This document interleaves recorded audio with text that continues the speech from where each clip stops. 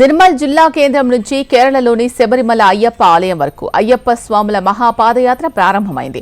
శ్రీనివాస్ గురుస్వామి ఆధ్వర్యంలో ప్రతి సంవత్సరం స్వాముల బృందం శబరిమల అయ్యప్ప స్వామి ఆలయానికి వెళ్తూ ఉండడం ఆనవాయితీగా వస్తోంది.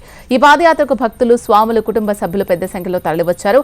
నిర్మల్లోని నగరేశ్వర వాడ శివాలయంలో ప్రత్యేక పూజ నిర్వహించిన అనంతరం స్వాములు శబరిమలకు తరలి వెళ్లారు.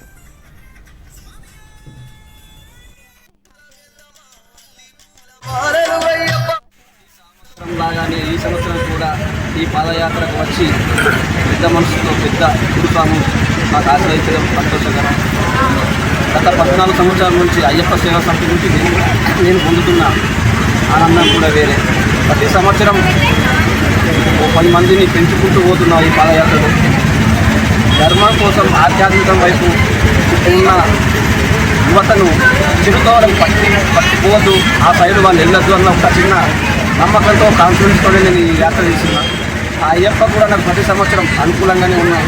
ప్రతి సంవత్సరం నాకు 10 మంది స్వామిని ఇస్తారు, అభినంగానే ఇస్తున్నారు. నా పాదయాత్రకు సహకరించిన ప్రతి ఒక్కరికి ముందుగా పాదాభివందనం.